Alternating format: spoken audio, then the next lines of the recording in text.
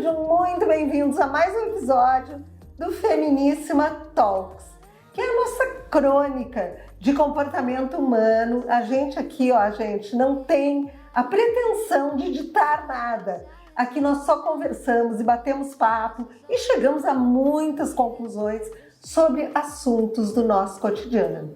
Eu sou Carmen Achuti, estou aqui com Pedro Toigo Monteiro, que é tanatopraxista e designer de calçados, bolsas maravilhosos. Diga-se de passagem, isso aí, por sinal. Objetos de decoração.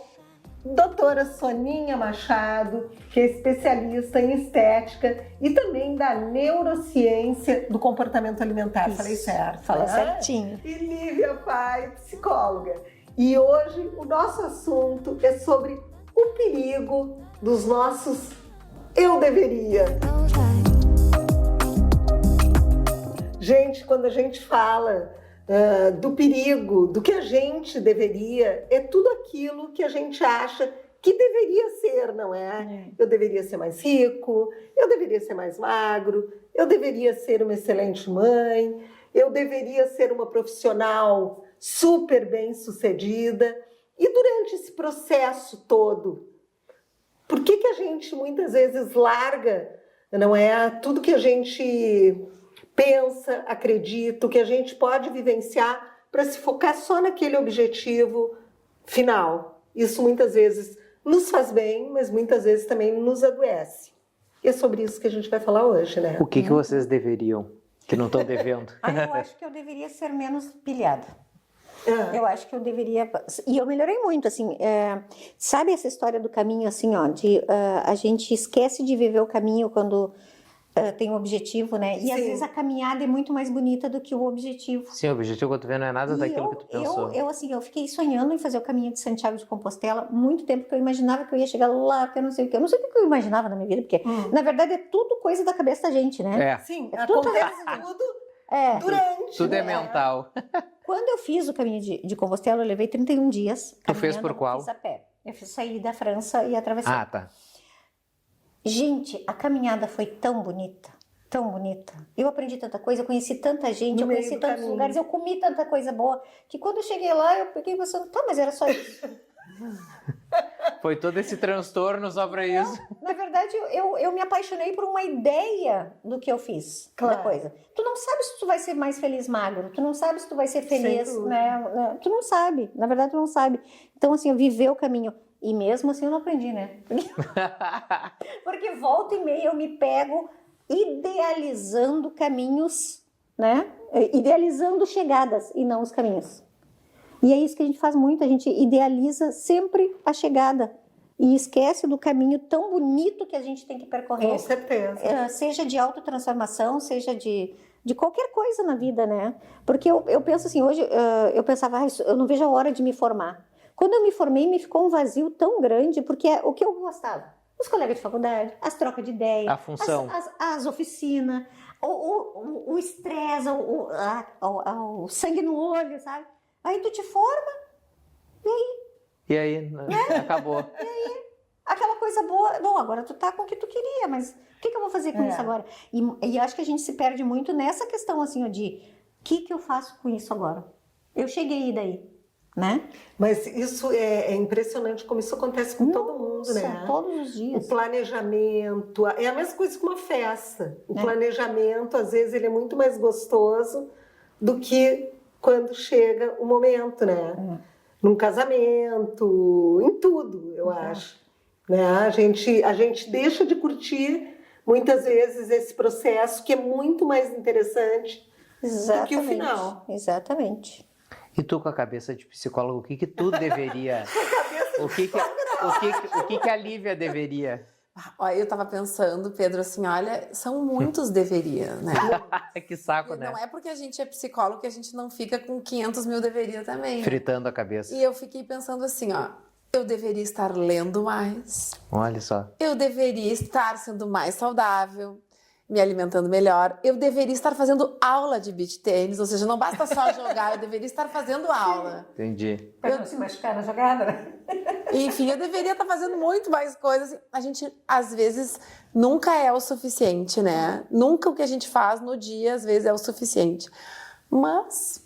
E vocês já perceberam que a gente, antes, tu tinha poucas pessoas para tu te comparar, né? Então, essa sensação de insuficiência que a Lívia falou é uma coisa que hoje ela é muito mais profunda, porque antes tu te comparava com os teus amigos, um vizinho, um parente. Hoje tu te compara com milhões de pessoas, não é? A gente se compara, então nunca vai ser suficiente, porque sempre vai ter uma pessoa mais rica, uma pessoa mais magra. mais sempre vai ter uma pessoa mais feliz. rica, sempre vai ter uma pessoa que está num patamar acima daquilo que a gente... Porque nem sempre o patamar acima, tu está mais magra, tu está mais rica, não é? Eu acho que depende daquilo que tu quer para tua vida. Mas sempre vai ter uma pessoa acima de ti. Sim, mas então, a gente não quer calçar os sapatos dessa pessoa, né? Que a gente, fulano tá em tal patamar, mas calça o sapato dele para ver se não aperta. Claro. Né? Eu nunca me comparo com ninguém. Eu tô aprendendo. Não vou dizer que eu aprendi. Esse guri aqui, ele já nasceu feito. Pronto. Não é isso. Não, nada a ver. Ele já nasceu feito! Não, eu frito a cabeça com outras coisas, assim. Mas assim, eu nunca... Como é que eu posso explicar? Tô tentando achar uma frase que não seja tão absurda. Mas assim, eu olho e eu penso, eu nunca me comparo com outras pessoas porque a minha vida nunca foi típica. Tudo que eu sempre fiz foi atípico, tudo, sabe? Com 18 anos, enquanto os meus colegas e amigos do colégio, porque eu me formei no colégio com 18 anos. Sim. A minha referência de vida era o colégio. Sim. Eu não tinha referência fora daquilo. E com 18 anos eu já tinha uma empresa. Eu já fazia sapato, que era uma coisa que eu já queria. Eu não estava fazendo faculdade. Aí depois eu fiz faculdade, aí parei no meio do caminho, aquela coisa toda. Porque... eu fiz a faculdade porque todo mundo fazia, eu achava que eu também deveria estar fazendo faculdade. Foi uma bosta, a minha maior perda de tempo e de dinheiro da minha vida. Mas teve coisas boas, eu conheci tua filha e através dela que a gente se conheceu. Disso que a gente se conheceu, né? Tu vê, tem coisas assim que foram super importantes. Mas foi... assim, o resto foi uma perda de tempo, assim. Eu tive uns professores muito bons e tal, mas eu achei perda de tempo. E o resto da minha vida foi tudo assim. Aí, por exemplo, enquanto alguns dos meus amigos já estavam casando, eu já estava casado, né? Enquanto alguns dos meus amigos estavam se mudando pela primeira vez, eu já tinha me mudado 7 vezes. Então, sempre foi tudo assim. Então, eu acabei nunca me comparando com ninguém. Mas e qual é o teu deveria? Tu não tem deveria? Eu tenho deverias, por exemplo, assim, eu deveria hoje estar fazendo mais exercícios. Porque eu fiz o tal do Monjaro, perdi um monte de massa magra, emagreci, a bunda caiu e aí não... Não, mas daí hoje ele faz a clínica da Soninha. Sim, que não precisa daí fazer exercício. Aí não precisa mais fazer exercício. Tá resolvido. Eu não preciso mais ir... que faça força, né? Ele não deveria mais. Eu não preciso mais ir no supermercado porque eu parei de comer, né? Então, agora eu não preciso me exercitar porque eu vou na Soninha. Então, assim, minha vida ela já foi substituída, né? Eu não deveria mais nada. Não, eu sou toda artificial. Eu sou um boneco inflável de posto de gasolina, assim, ó, que fica... Eu vivo de circunstâncias, talvez. Mas sabe que eu deveria estar fazendo mais exercício. Eu estou muito sedentário, mas estou sedentário para valer, assim. Deveria. Porque todo mundo no meu Instagram tá com barriga de tanquinho, né? E eu não tô. O Iago tá ficando com barriga de tanquinho e eu não tô. Essa que é a vantagem da maturidade, a gente não tem mais essa obrigação. A gente não tem mais barriga de tanquinho. Hoje eu faço pela saúde mesmo, mas não é essa obrigação. Uma coisa que eu me cobro muito, mas aí agora, brincadeiras à parte, é a minha organização financeira. E a questão das vendas, Tamo né? junto. Então, assim, ó, meu Deus do céu. Eu odeio isso. É frio, aí eu piro. A pessoa que é muito criativa e que tem essa veia artística que tu tem, ela não é ligada no financeiro. Não, eu sou, aí é que tá. Esse é o problema, eu sou. Eu sou uma ótima psicóloga. O pior de tudo é que eu sou. Eu já tava concordando concordando contigo. Claro. Eu sou totalmente desgraçada. O que, Alguém tem o que a que cuidar Carmen, pra mim. o que eu acho que a Carmen estava querendo dizer é que normalmente pessoas muito criativas têm mais dificuldade com a sim. parte concreta. Com certeza. Né? É isso, por isso que talvez Pode ser. a parte financeira possa ser mais difícil para ti, não sei. Ou não. Talvez. Porque o Talvez criativo trabalha eu- muito com o emocional, né? Não aquele Algo mais lado abstrato. prático. Mas eu não Mas- ando tão criativo. Eu não ando tão Não, criativo. imagina se Imagina, tivesse. imagina se ele fosse. Não ando, mas Imagina já se fui mais. Já fui Sério? mais. Tu tá, Pedro, tu conseguiu Então tu me deveria arrancar ser dinheiro. mais Arrancar criativo. dinheiro de Isabel, não. Consegui.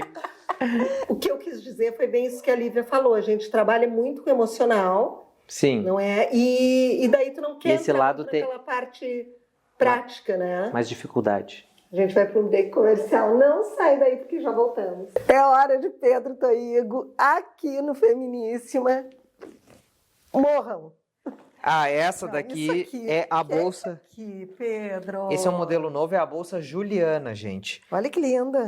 E aqui a gente Ai, trouxe- ela vem com esse... Ela tem uma clutch Ai, interna. olha que amor.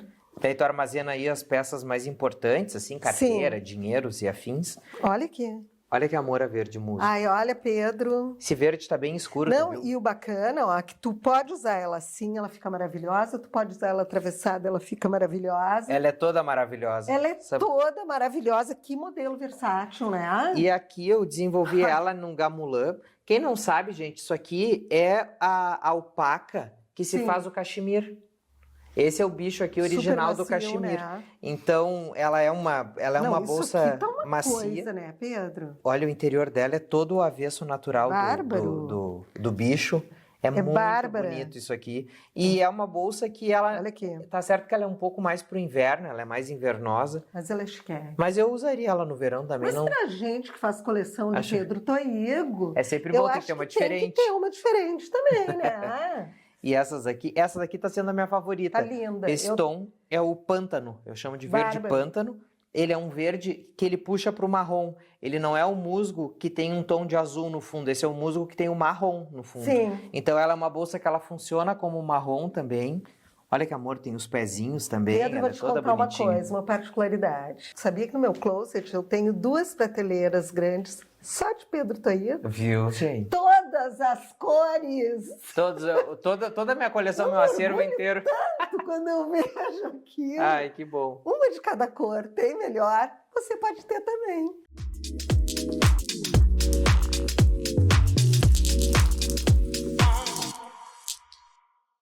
Você já percebeu que quando está ansioso e estressado, a vontade de comer doce e beliscar aumenta? Isso acontece porque o estresse pode alterar os sinais de fome e saciedade, favorecendo a chamada fome emocional. E aí que entra a Kermate, um ativo inovador de origem natural, obtido da pimenta de Guiné. Ele atua estimulando de forma natural a liberação de LP1, hormônio produzido no intestino, e promove maior sensação de saciedade, ajuda a controlar o apetite e reduzir a vontade de beliscar ao longo do dia. Com isso, o Akermate pode ser um importante aliado para quem busca mais equilíbrio na alimentação e suporte do controle de peso, sempre associado a hábitos saudáveis. Na matéria pura, manipulamos fórmulas personalizadas com matérias-primas de alta qualidade, de acordo com a orientação do seu médico nutricionista. Quer saber mais sobre o Akermate?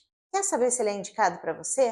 Fale com uma de nossas farmacêuticas ou agende a sua avaliação com um profissional de saúde.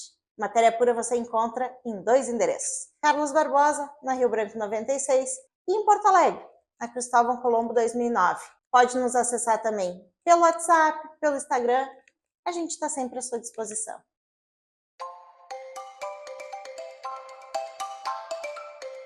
Tu sabia que o teu ultrassom microfocado que levanta o teu rosto como ninguém também é usado para rejuvenescimento íntimo? Durante todo o mês de agosto, nós vamos estar trabalhando com o nosso Intimiformer da Ultramed no rejuvenescimento íntimo. Vamos tratar ali, flacidez, dor nas relações sexuais, flacidez externa da vulva, tratamento nos grandes lábios, fortalecimento de assoalho pélvico, deixando a vida da mulher muito mais tranquila e prazerosa. Aproveita, porque todo mês de agosto nós vamos estar cuidando da saúde feminina com o melhor aparelho do mundo, o nosso Intime da Ultramed.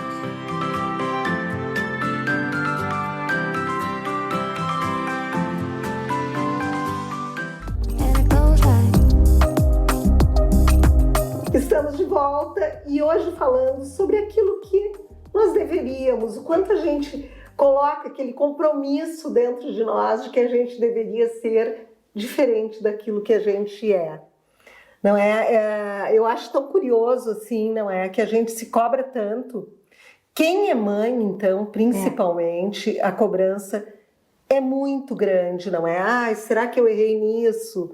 Eu não fui. Às vezes até os filhos também cobram, não é? E a gente não entende que aquela pessoa, naquele momento que ela está fazendo, normalmente ela está dando o melhor que ela pode dentro do que ela tem. Verdade. Não é? Isso é uma coisa que eu acho que quando a gente entende, tu consegue ser mais empático com as pessoas, não é? Com a cobrança que tu faz das pessoas.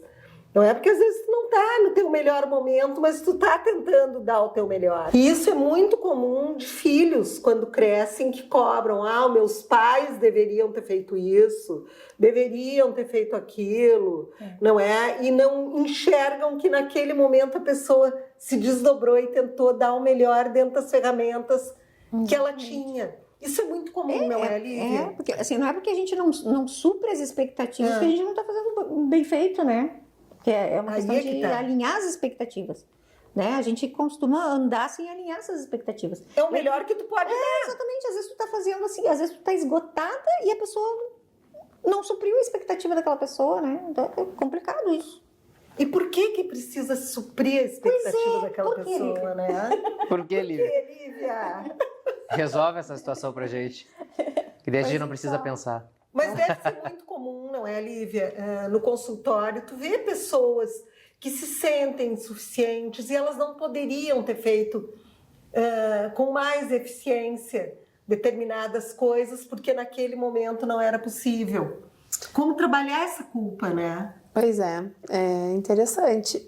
Quando tu propôs o assunto das mães, eu ia brincar, porque quando o Pedro me perguntou qual era o meu deveria, eu ia dizer, eu não falei, né? Pensei depois, acabei falando outras coisas, mas eu sou uma mãe super presente na vida dos meus filhos, mas eu acho que às vezes eu deveria estar mais perto deles, né? Entendi. Então, assim, é sempre assim. Aí, agora voltando para o consultório, tem o Winnicott, que é um psicanalista, que ele fala de um conceito de uma mãe suficientemente boa, né? Porque normalmente as mães tendem a querer ser muito mais, né? Ou não achar que elas são boas o suficiente, mas na verdade quando a gente é suficientemente bom, já está muito bom, né? O suficientemente bom não necessariamente é uma mãe que tem tudo, mas é uma mãe que dá o melhor que ela tem, né? Claro. E até poder não dar tudo é ser bom, né? Uhum.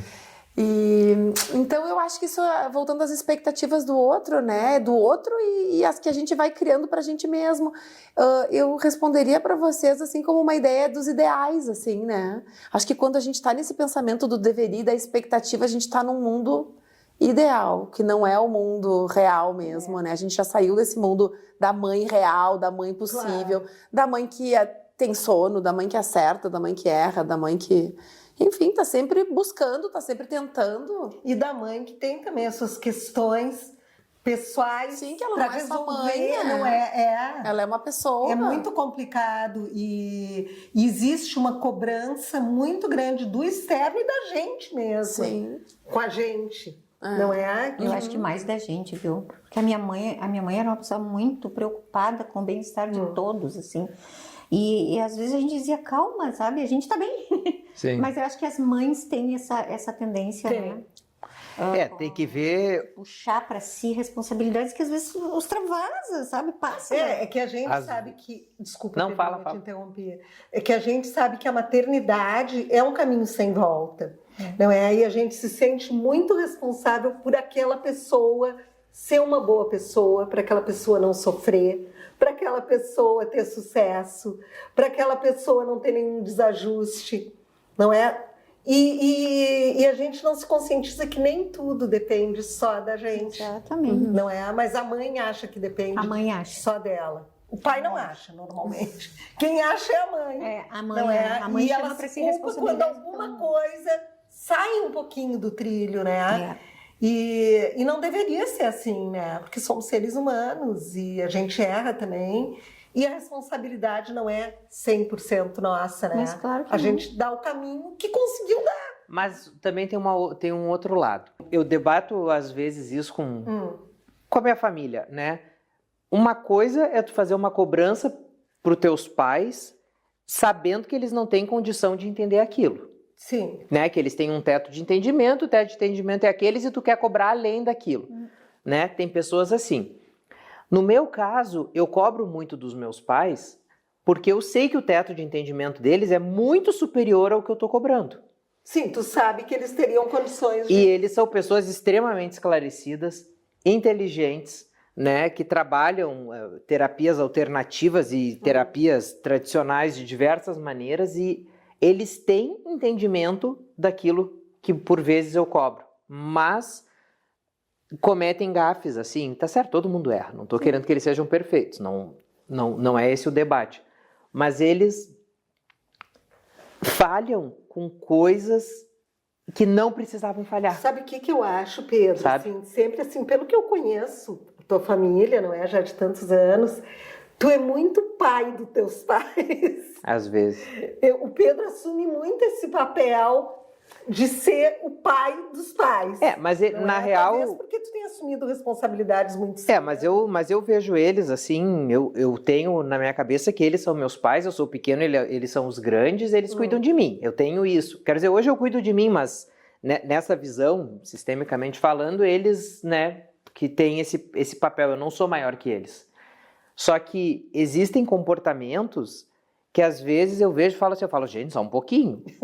Não, ele não é maior que eles. Gente, só um pouquinho. Não, mas só um pouquinho. Vamos usar um pouquinho o cérebro, sabe? Não é só chat GPT, entendeu? Então tem que dar uma exercitada às vezes, né? Em algumas situações. Eu tenho um dilema com a minha mãe sobre de um assunto específico, que é uma coisa que eu olho assim, eu falo, eu não consigo entender. Eu falo para ela, e ela disse, tu tem que entender que eu só consigo chegar até aqui. E eu digo para ela, mas é essa questão, tu sabe que tu consegue chegar mais. Tu sabe que tu consegue além disso, mas tu põe uma barreira aqui por birra, às vezes, né? Então, às vezes é um empurrão que não dá, sabe? Tu dá porque tu sabe que a pessoa consegue mais que aquilo. Entendeu? Eu não disse que ele é um pouco pai. Um pouco. E ele vem dizer que não, faz por birra. Eu sei que consegue chegar um pouco Mas mais. consegue chegar mesmo, gente. Tá louco? Pedrinho, nós vamos para um break comercial, mas Vamos a lá. gente já volta para ele contar um pouquinho mais.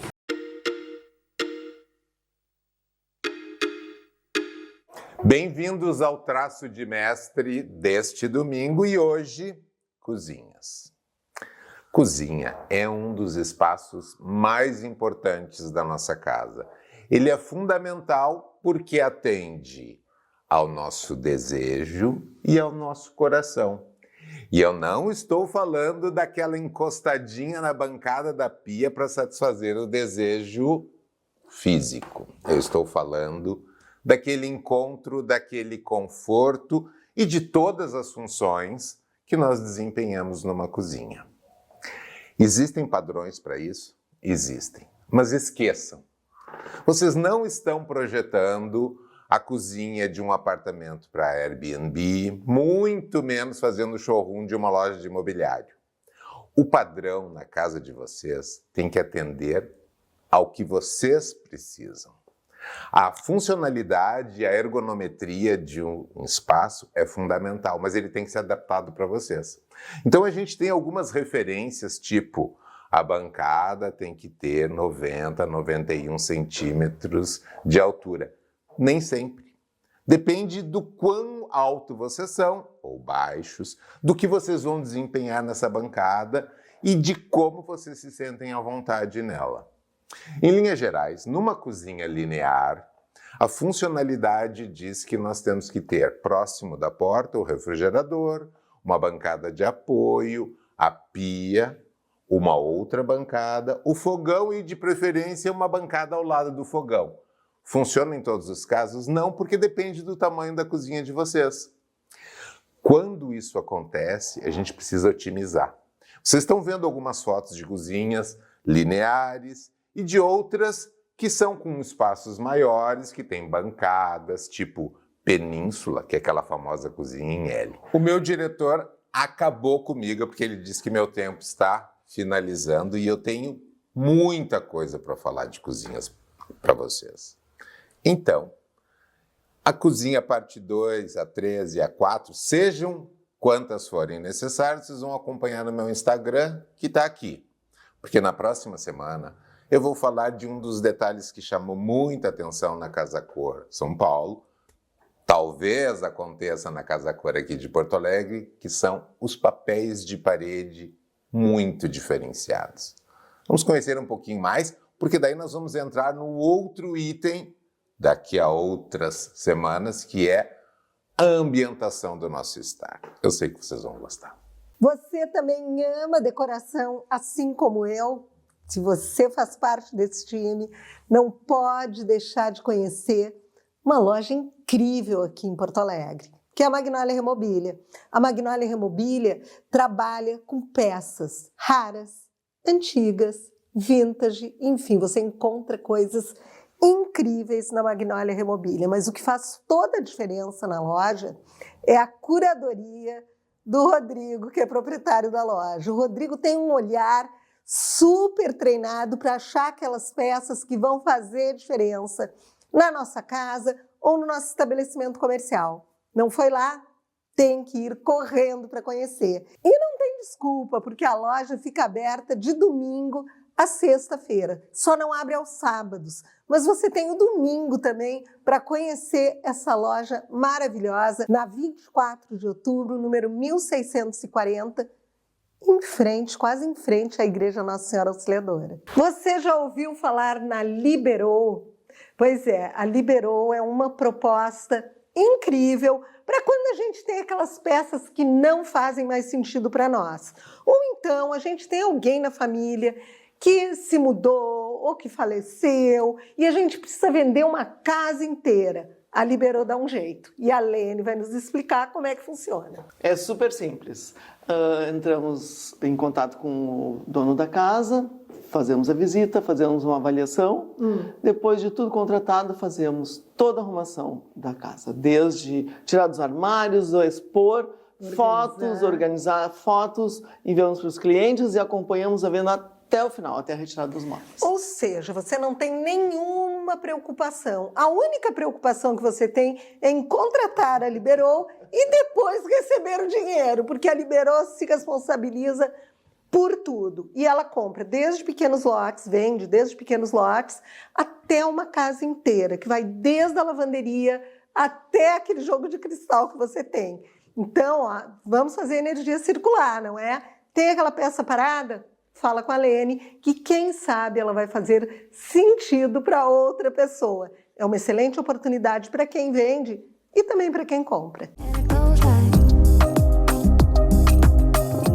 Estamos de volta e hoje falando do quanto o fato de a gente achar que deveria fazer determinada coisa é uma motivação ou nos adoece. Muitas vezes a gente, em busca de um objetivo, a gente acaba adoecendo porque fica noiado no objetivo. Noiado só naquilo, só pensa naquilo, acha que vai ser feliz só quando chegar naquilo. Vamos dar um exemplo aqui, que a maioria das pessoas vivencia, não é? A gente quer emagrecer. Enquanto tu não emagrece, tu não aproveita a tua vida, tu não sai, tu diz, não, eu só vou fazer as coisas o dia que eu tiver com magro, tal peso. Daí é que eu vou ser feliz. Né? E aquele período que tu levou, porque nada acontece do vira um pesadelo, tu não curte nunca. E aquele período que tu não te acolhe, que tu não te aceita, que tu não te abraça, no que fica virada a tua vida? Não é? E depois o dia que tu chega naquele teu objetivo, tu vê que não mudou nada, não é? Mudou poucas coisas.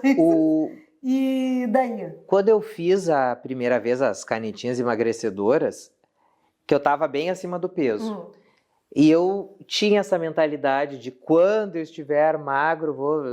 Bem isso que tu falou. E quando eu comecei a fazer o processo do emagrecimento, me fez bem em diversas outras áreas, né? Até conversei com a minha psicóloga, falei com a minha psiquiatra. Em que Parece áreas, Pedrinho? que... Gente, primeiro que assim, eu sempre fui muito formiga, desespero por doce. E o açúcar, ele intoxica o corpo. E aí sempre eu ouvia os papos de gente dizendo, porque quando eu cortei o açúcar, minha vida mudou, porque o glúten não sei o quê. E eu ouvia aquilo tipo, que gente chata. Que tem gente que é mala, que daí fica, acha que a vida delas é perfeita por causa não é. Mas quando eu comecei a parar de comer açúcar e glúten, pão, coisa do gênero assim, por conta da canetinha, eu realmente comecei a perceber que muitas coisas melhoraram. O meu sono melhorou, então eu curtia muito o momento de ir para a cama. Daí eu me deitava na cama, sabe? Sempre ligavam, eu tenho aqueles coisinhas que sai o vaporzinho cheiroso, sabe? Aqueles umidificador. Eu curtia o som do umidificador. Minha cabeça parecia que estava limpa. Silencia a mente, né? Ao processo de emagrecimento? Eu acho que é um combo. Eu sinto que o remédio me fez muito bem, mas eu percebi que o açúcar, quando eu parei com açúcar, principalmente com o açúcar, o meu corpo fez um detox, assim, muito legal. Daí eu parei um pouco de tomar álcool, a gente estava bebendo muito, e aí vai desinchando. Vai limpando. Aí o teu corpo vai limpando aos poucos. Aí um dia tu dorme melhor, no outro tu dorme melhor. Aí eu curtia a noite de sono. Aí quando eu acordava disposto. Aí eu ia meditar, minha meditação era melhor. Então eu curtia minha meditação, né? Eu curtia. Acha que tu ficava mais presente naquilo que tu estava fazendo? Completamente. E aí eu vi que, daí eu me lembrei, eu fui a uma época, 2021 foi um ano que eu estava comendo muito pouco, eu estava fazendo um regime diferente, assim, muito baseado em meditação, eu estava good vibes até demais, assim. E eu fui para aquela... logo em seguida do teu pânico, né? Isso, foi um pouco depois. E aí eu voltei para aquela época tão boa. Eu voltei a sentir aquela coisa boa que eu sentia antes, né? E agora eu percebi isso. Então, o que eu quero dizer com isso? Esses detalhes eu comecei a curtir mais, entendeu? Tu curtiu a caminhada. Eu curti a caminhada. E, gente, como é bom dormir bem, né? É bom. Ai, não tem coisa melhor. Sabe quando tu acorda assim, tu diz, eu não quero sair da minha cama, sabe? E poder ter assim, tu sentir o teu corpo funcionando melhor, Mas, sabe? Pedrinho, Muito assim, legal. A impressão que eu tenho de ouvir o teu relato é que, de repente, a medicação, ela deu uma acalmada na tua ansiedade. Sim. Certo? Porque se ela te fez focar no presente, porque quando a gente está ansioso, tu vai atropelando. Não é? Quando tu te foca no presente, naquilo que está acontecendo, tu vai curtindo cada etapa, é porque tu tá mais tranquilo, né? Então, tu tá associando a tua tranquilidade, talvez, só que à meditação. Sim, só que fazendo um paralelo com aquilo que tu falou, com que tu começou o bloco, né? Eu comecei a medicação achando que eu ia chegar naquele determinado ponto e que lá eu ia ser feliz. E quando eu percebi que o processo começou a ser muito gostoso e comecei a perceber o meu corpo desintoxicando, minha mente estava daí, eu estava 100%. Então isso que foi legal, daí eu consegui curtir o processo. É que tu deu o exemplo do emagrecimento e eu me identifiquei. Que a gente quer focar nisso, não é? Em qualquer situação, tu curtiu o processo, é muito gostoso, não é? Tu pensa, não, eu quero ser médico. E daí tem todo aquele período de 6, 7 anos para tu te formar, começar a exercer a tua profissão. E aquele período todo, se tu não curte tudo aquilo, quanta coisa tu perdeu. Tu perdeu amigos, tu perdeu saídas, tu perdeu toda essa questão mesmo de ficar presente em cada coisa e aproveitar. Porque, na verdade, a gente percebe que as coisas boas estão nessa presença, né? Então. De tu ficar presente. Tu tá vendo uma série, tu entrar dentro daquela série, tu aproveitar aquela série, sem precisar... É que a vida não volta, né? não volta. Sabe, tu falasse em dormir bem. Eu, graças a Deus, eu durmo muito bem. E hoje eu coloquei na minha rotina, desde que eu coloquei na minha rotina, de fazer uma meditação. Eu deito na cama, quando apago a televisão.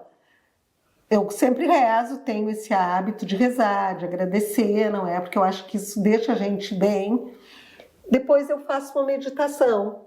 Do meu jeito, não é uma meditação guiada, uma coisa que me leva para outro lugar. Desde que eu coloquei isso na minha rotina... Ficou show o teu sono? Quando eu rezo, eu penso assim, ai, que bom, chegou a hora da minha meditação. E é tão bom aquilo que às vezes eu nem termino, que eu já Capoto. Ai, coisa boa, né? Deixa Deus falando sozinho. Então... Coitado. Aí ele dorme junto. Essas coisas... Vou aproveitar e vou descansar. Muita gente deve estar pensando do outro lado, mas é fácil falar, né? A gente ficar presente em tudo, aproveitar tudo. No início, tu tem que forçar. No início, nos primeiros 15, 20 dias, tu é complicado, não é? Tem que te programar para aquilo. Não, eu estou aqui agora, eu vou me preocupar com o que eu estou gravando, com o que eu estou conversando e não com os problemas que eu vou ter que resolver depois, certo? Isso depois vira um hábito. E quando vira um hábito, é maravilhoso, porque daí tu não consegue mais ver diferente. Quando tu senta para almoçar ou para fazer um lanche, tem coisa melhor do que tu saborear aquilo que tu tá comendo, tu ter a consciência do que tu tá enfiando para dentro de ti, do que tu só... Não tem coisa melhor, né? E eu acho que a gente até come menos. Toda a vida. Saboreia, não é? Quando que a comida não é mais a recompensa do dia, né? Exatamente. Então eu acho que a vida da gente muda 360 graus quando tu resolve estar presente naquilo que tu tá fazendo. Agora eu tô aqui com vocês, eu tô aqui para vocês. Ponto. Isso é um exercício que eu tento ter bastante. No início é um exercício, depois vira um hábito. Vira rotina. Não é? Vira rotina. Nós vamos para um break comercial, já voltamos, então não sai daí. É hora de Andê por aqui. Quando a gente fala em Andê, a gente lembra de preço direto de fábrica, qualidade e peças básicas. Então é sempre uma oportunidade para a gente adquirir aquela peça que é fundamental no nosso guarda-roupa. Ana, qual é o lançamento da Andê nessa semana? O conjunto Marsala, Sim, uma cor que está super em alta. Eu achei lindo. Não preciso nem dizer para vocês que esse aqui já é meu. É uma caixa réu e uma wide leg. Não, e é uma cor super elegante, né, Ana? Super elegante. Dá para jogar uma terceira peça por cima quando tá mais frio, assim, um casaco, por exemplo, um colete. Fica e são lindo. peças vendidas separadamente, não como conjunto. Exatamente. Até porque a gente consegue desmembrar elas e usar com várias peças. Imaginem, por exemplo, essa blusa aqui com uma calça jeans e um blazer de príncipe de Gales, xadrez. Adorei. Fica lindo? Maravilhoso. Pois é, gente. E a gente consegue desmembrar e montar vários looks. E essa é a grande vantagem da Andê. Também essa semana saiu aquele pijaminha que a gente ama, porque a Andê é especialista em pijamas confortáveis, tipo segunda pele. Esse aqui é de pele de pêssego, que é uma malha super molinha, não é? Extremamente confortável. Extremamente Quem confortável. conhece vai querer todas as cores. Quer conhecer mais Andê ou quer fazer o seu pedido? Aproveita e corre. Entra no Instagram, no WhatsApp da Andê, ou então vá direto no showroom, na Torre Comercial do Lindóia Shopping. Hora de Estofaria Venturini por aqui. E hoje nós vamos falar daquela cabeceira incrível que você quer ter no seu dormitório. Isso aí. A cabeceira faz toda a diferença, né, Joyce? Faz. Dá bastante diferença. Tu sabe que a gente, quando tem uma cabeceira estufada atrás, em couro, é a melhor coisa que existe, Fica né? perfeito. Apesar de que a Joyce fez a minha em linho, a última. A gente, assim, ó, eu tenho uma cabeceira que vai de fora a fora no meu quarto e que foi feita, claro, pela Estofaria Venturini e a gente já trocou o tecido dela muitas vezes. Essa é a vantagem de uma cabeceira de tecido, não é, Joyce? Mais prático. Ou em couro, porque a de couro tu acaba não trocando. Mas a de tecido, a gente troca e ela fica perfeita e parece que tu está com um quarto novo. Fica. Não é? A Venturini tem vários modelos de cabeceira, tá? E se você tem algum modelo que viu numa revista de decoração, no Pinterest, a Estofaria Venturini faz idêntica. Fizemos não é? sob medida. E é isso aí, gente. A Estofaria Venturini inventa tudo aquilo que a gente precisa. Se você não tem um estofado, mas tem algum assim na cabeça que quer fazer a Estofaria Venturini, faz. Faz. E aguardem, porque no próximo programa a gente vai mostrar as poltronas novas do estúdio, não é? Isso Jana? aí. Que compromisso que eu te coloquei. Ela vai Vão ter que ficar bem apresentar legais. para o próximo programa. Então, aguardem. E nós temos 2 Estofaria Venturini. Uma aqui em Porto Alegre, na Miguel Tostes, e outra no litoral, em Capão da Canoa, mas que atende toda a região do litoral. Estamos de volta e hoje falando sobre tudo aquilo que a gente almeja lá na frente, não é? Ou que a gente acha que deveria fazer, que está faltando em nós, mas que a gente só enxerga lá na frente e não enxerga o processo. Tu sabe que eu tava Vou para pra te você, dizer essa uma, aqui. Lívia, que eu já tinha comentado com as gurias, mas eu não sei se tu sabe. Eu já consagrei diversas vezes a medicina ayahuasca, né? Com xamã e tudo. Já fiz inúmeras consagrações. Pedrinho é uma caixa de surpresas. Cada dia a gente descobre uma nova. Eu já não tinha falado para vocês Não, essa? pra mim já. Ah, tá. E todas as vezes foram experiências sensacionais, assim, todas as minhas experiências. E tu sabe que eu sempre olha o que é a coisa, eu sempre tive muito medo de vomitar. Vômito sempre foi uma coisa que assim que eu tinha, eu não sinto nojo com isso. Pânico. Eu tenho pânico. É mesmo? É mesmo, Soninha. Eu pânico. Eu entro em estado total de desespero. Assim, Guria, coisa... mas eu também. Agora tu falou pânico, eu fiquei. Eu tenho pânico. Eu tinha uma coisa assim com aquilo, e não é de nojo. Não, nada a ver com nojo, era um. Não sei explicar. É, uma coisa irracional, assim, irracional. uma coisa irracional. Tinha isso com vômito e com a agulha de vacina, exame de sangue, coisa assim. E na primeira cerimônia que eu fiz, não me deu nada, eu achei o máximo, curti muito. Na segunda me deu um enjoo, eu passei a cerimônia inteira botando pra fora. E eu pensava, meu Deus, o que eu tenho tanto dentro de mim que eu tenho que limpar, Mas né? eu acho que é uma limpeza. Mas de vômito como uma limpeza. Põe limpeza nisso. E perdi o medo da história do vômito, sabe? Olha que coisa ridícula, né, de falar. Mas curti aquele momento e assim, ó, como eu aprendi a ver o momento das coisas, porque lógico, como ele é um chá alucinógeno, tu entra com a tua expansão, tu parece que o teu cérebro está em 100%, tua audição fica, tu ouve as formigas andando, tu sente o cheiro das cores. É uma viagem, é uma loucura. E sabe que assim, ó, eu me lembro daí que eu curti todo esse processo dessa coisa da limpeza, do botar pra fora, e quebrei esse medo. Conversei, fiquei semanas falando com a minha psicóloga sobre isso. Ela olhava e ela dava risada, assim, daí ela falava, então é uma viagem. Sim, tu fala, viajei legal ali, gente, olha, mas foi muito interessante. Eu tinha muito medo, acho que, de ficar doente, sabe? Acho que eu sentia medo de ficar doente, daí me lembrava aquela coisa da agulha, daí eu me lembrava da questão de ver a minha avó que estava doente, ficava tipo, gente, imagina se eu fico nesse estado. Aí parei, que foi um medo que eu quebrei, assim. Mas isso aí é justamente aquilo que a gente estava falando, né, Pedrinho? É a gente ficar pensando lá na frente. E se eu ficar doente?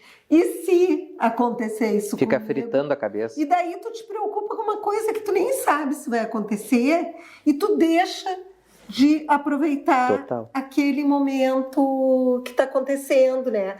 Se as pessoas soubessem a diferença que faz na vida da gente, tu sair desse estágio da ansiedade, de deixar passar tudo batido, para tu curtir cada coisa... Muda. É gritante, gente. Sabe? E só entende quem já fez. Só entende quem já fez. Eu passei por isso quando eu tive a questão do pânico. E isso é uma coisa assim que eu vou contar e vou expor aqui para vocês, porque eu acho que muita gente pode passar por essa situação e às vezes ajuda, não é? A pessoa pensar que não está sozinha. Porque eu, quando eu tive o pânico, eu tive numa época que poucas pessoas sabiam o que era o pânico. Para as pessoas era frescura. né? Então a gente se sentia assim meio um peixe fora d'água. E eu percebi a importância do presente. O primeiro dia, porque logo quando eu tive o auge do pânico, eu não conseguia sair de casa. Eu mal conseguia andar na quadra. E eu sou uma pessoa muito urbana. Eu gosto muito de gente, eu gosto muito de loja, eu gosto muito de rua, gosto de ver as coisas. E o primeiro dia que eu saí, que eu revi coisas assim que fazia tempo que eu não revia, foi até engraçado. Eu me lembro, eu estava passando pela Hilário Ribeiro, que quem não é daqui de Porto Alegre, é uma rua muito conhecida aqui em Porto Alegre, que é onde eu tive a minha loja. E fazia muito tempo que eu não circulava por lá, por causa do meu pânico que me deixou presa. Trancadinha. E eu me lembro que a primeira vez que eu passei por lá, eu abri assim o vidro do carro, olha como faz tempo. Abriu o vidro do carro. E eu olhava para as lojas, assim, eu chegava até emocionada, porque eu pensava, ai, que coisa boa. Que coisa linda. Que coisa boa, eu poder ver isso tudo de novo. E antes eu via e não valorizava. Sim. Né? Eu passava por ali todos os dias, minha mãe morava ali, eu tinha loja ali. E eu nunca parava para olhar de verdade, né? E aquilo mudou tudo dentro de mim. Porque desde aquele dia, eu parei para olhar tudo de verdade. Sabe? Sim. De acordar de manhã, abrir a janela do meu quarto e dizer que coisa boa, olha que coisa boa. Eu poder ver a rua, eu poder querer sair. Então, é um alívio, né? E eu tô falando isso, eu sei que é muita exposição para uma pessoa, mas eu tô falando isso, assim, ó, tanto de coração, para quem tá passando por momentos difíceis, ou para quem não consegue viver dentro do presente, que isso faz tanta diferença na vida da gente, isso muda a cabeça da gente, isso muda o teu estado emocional, né? E tu passa a valorizar coisas que antes passavam batido. E eu acho que essa é a mesma sensação que uma pessoa que fica muito tempo no hospital sente. Eu ia dizer, parece que tu sai de um coma, né? E daí tu passa a valorizar aquelas pequenas coisas que tu tem no teu dia a dia de graça, que tu recebe todos os dias e que tu não dá a mínima bola. Que a gente não precise passar por uma situação limite para aprender isso. E quando tu aprende, tu muda radicalmente em todos os sentidos. Tudo passa a ter mais sabor, mais cor. Eu digo assim, ó, que eu saí do preto e branco e fui pro colorido. E isso é um processo muito lindo mesmo. Não é? Mas infelizmente as pessoas precisam às vezes levar uma rasteira da vida para poder enxergar dessa forma, não é? E eu estava agora escutando dentro de mim aquela música dos Titãs, que diz, devia ter amado mais, né? Ter chorado mais, ter errado mais, ter se preocupado menos com problemas Epitáfio. pequenos. A música Epitáfio. Ter visto o sol se pôr. Me lembrou muito assim o que tu tá falando, porque a gente tá aqui no nosso programa com o deveria, no sentido de o ser ideal. E muito diferente disso, a gente está falando aqui do ser real, né? Do ser que tem medo de agulha, que tem medo de vomitar e que enfrenta o seu medo, né? Da sua forma. O que tem medos genéricos, enormes e que depois vai lá e enfrenta. Então, eu acho que a gente deveria se preocupar muito mais com outras coisas do que se preocupar com a perfeição e com a completude ou com algo assim muito ideal, né? Acho que a gente está falando dessas... e principalmente, né, Lívia, se dá colo. Né? Às vezes a gente dá colo para todo mundo. E não dá para si. Não dá para ti mesmo, né? Eu acho que isso já é meio caminho andado para aceitação. No momento que tu aceita que tu tem uma jornada, a tua jornada não é igual àquela outra que tu almeja, que o fulaninho tem. A tua jornada é aquela, né? E tu tem que seguir ela, o teu corpo é aquele. Tu tem que emagrecer, não porque tu quer ficar igual ao fulano, mas porque tu ama o teu corpo e tu quer dar mais saúde para ele. Exatamente. É tu mudar o foco, não é?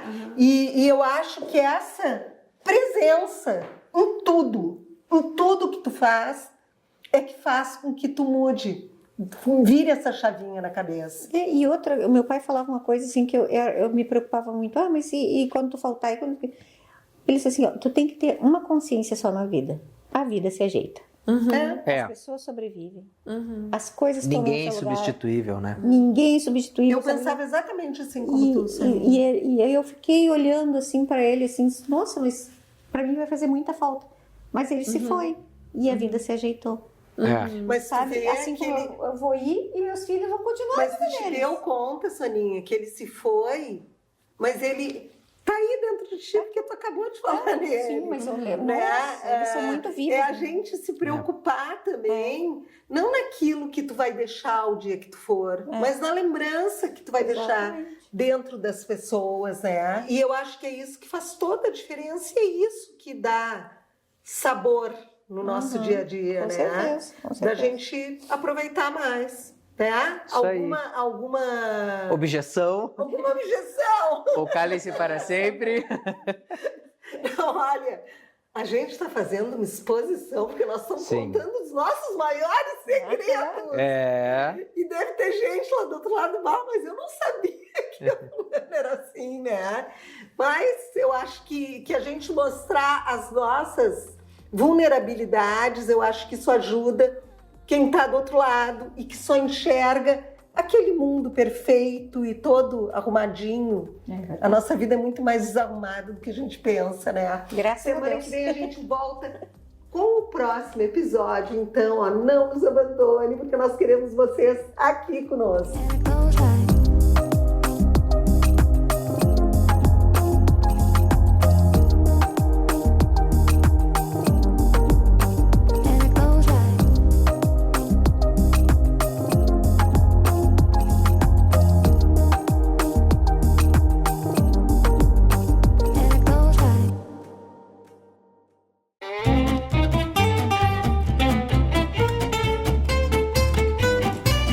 Olá, sejam muito bem-vindos a mais uma Hora da Cozinha, mais um episódio cheio de sabor, muita rapidez e muita facilidade. Eu sou Carmen Achute e estou aqui para fazer a Hora da Cozinha com vocês. E hoje nós vamos fazer um bolo. Sabe aquele bolo feito em casa, sequinho, super saboroso e muito rápido de fazer? Pois é esse bolo que eu vou ensinar hoje, ele é muito fácil. E ele vai ter uma cobertura de leite condensado com leite em pó.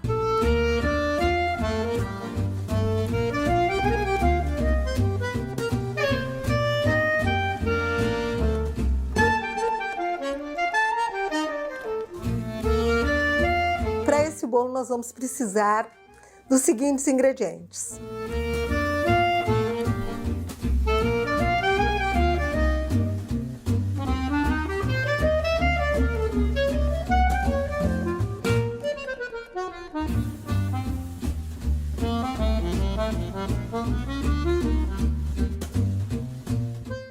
E assim, ó, gente, é colocar tudo na batedeira ao mesmo tempo, para vocês verem, olhem o que é de fácil. É bem assim, a gente mistura tudo. Quando eu falei para vocês que é fácil, é porque é fácil mesmo.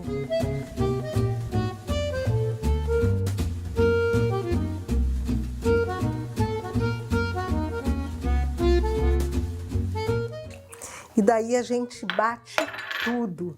E assim, ó, a gente pode bater, não precisa ser aquela super batedeira. Eu tenho peças de estimação aqui na minha cozinha que eu amo de paixão, que funcionam super bem. Amo essa batedeirinha aqui que vocês veem eu usando nos episódios, mas eu me entendo muito com ela e amo ela. Vocês sabem quando a gente cozinha, tu pega mania por algumas coisas.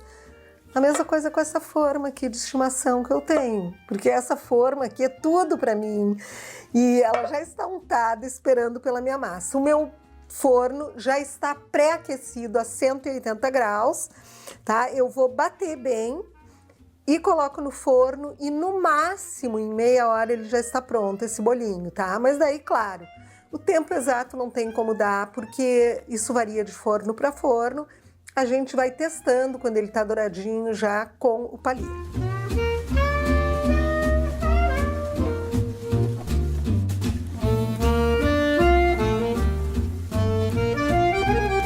Como vocês podem ver, essa massa é bem mais líquida, ela é assim mesmo.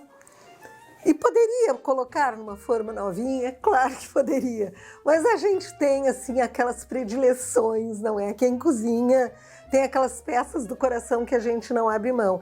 E essa minha forma, ó, amassadinha mesmo, é essa. Eu uso ela para pudim, eu uso ela para bolo.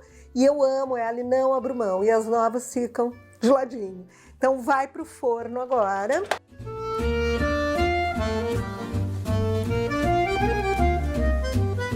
Bom, gente, aqui está o meu bolo já desenformado e agora eu vou fazer a cobertura, tá?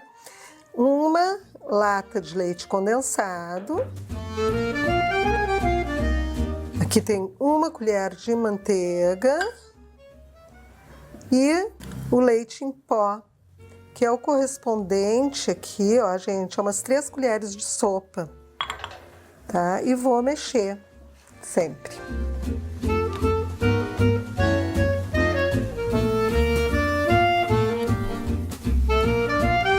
Quem não gosta do brigadeiro muito doce, pode colocar creme de leite.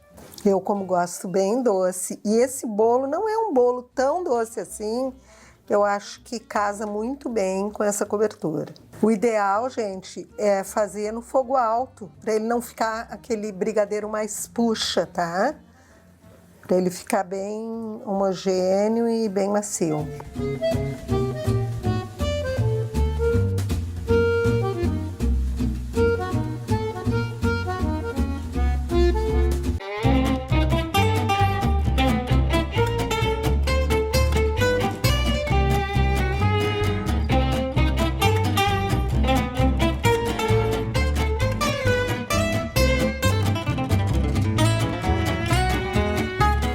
Cobertura, polvilhei leite em pó e agora, ó, vamos à parte difícil da coisa, que é provar. Eu quero agradecer a sua companhia e lhe convidar para estar aqui comigo no próximo episódio. Até a semana que vem.